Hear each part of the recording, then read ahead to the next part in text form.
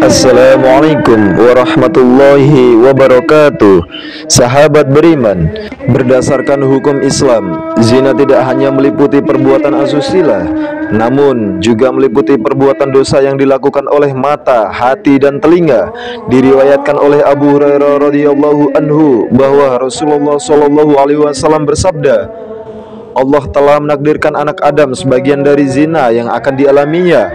Bukan mustahil. Zina kedua mata adalah melihat, zina mulut adalah berkata, zina hati adalah berharap dan berkeinginan, sedangkan alat kelamin itu membuktikannya atau mendustakannya. Hadis riwayat Bukhari. Mencintai pasangan orang lain dalam Islam berarti melakukan zina mata dan hati. Itu karena orang tersebut tidak mampu menundukkan pandangannya terhadap hal yang diharamkan baginya dan tidak dapat mengendalikan hatinya.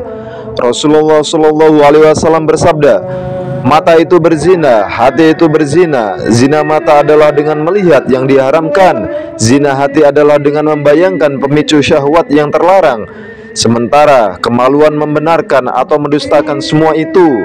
Hadis riwayat Ahmad. Dalam kajian teologis dan sosiologis, zina mata adalah perbuatan seseorang yang memandang aurat orang lain sehingga memunculkan perasaan syahwat dalam hatinya.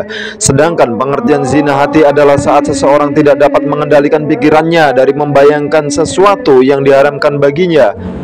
Perbuatan dosa ini sering dianggap sepele oleh banyak orang.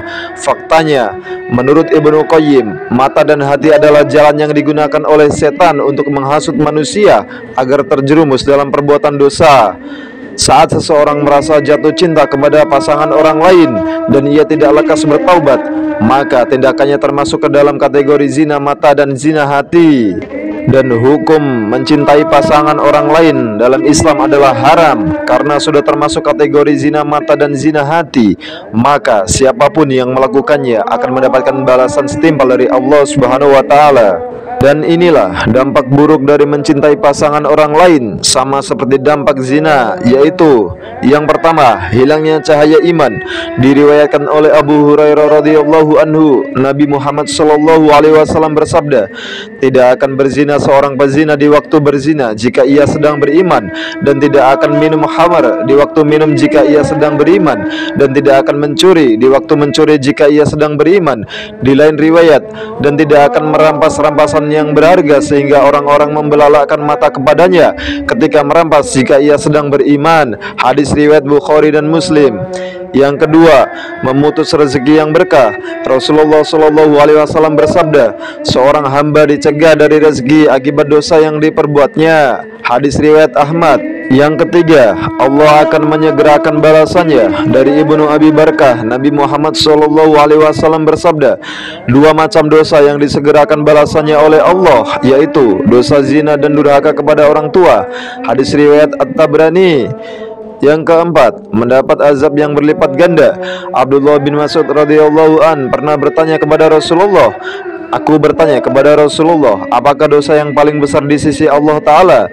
Beliau menjawab, yaitu kamu menjadikan sekutu bagi Allah, padahal dialah yang menciptakanmu. Sungguh itu sangatlah besar. Lalu apa lagi? Tanyaku kembali. Beliau menjawab, yaitu kamu membunuh anakmu karena takut kelak ia makan bersamamu. Lalu apa lagi? Tanyaku lagi. Beliau menjawab, yaitu kamu berzina dengan kekasih, maksudnya istri tetanggamu. Maka Allah Subhanahu wa taala menurunkan pembenaran dari sabda beliau dengan firman-Nya, dan orang-orang yang tidak menyembah ilah yang lain beserta Allah dan tidak membunuh jiwa yang diharamkan Allah membunuhnya kecuali dengan yang benar dan tidak berzina, barang siapa yang melakukan demikian itu, niscaya dia mendapat pembalasan dosanya, yakni akan dilipat gandakan azab untuknya pada hari kiamat, dan dia akan kekal dalam azab itu dalam keadaan terhina, kecuali siapa saja yang bertaubat. Quran Surat Al-Furqan ayat 68-70. Sahabat beriman, itulah hukum dan dampak mencintai pasangan orang lain.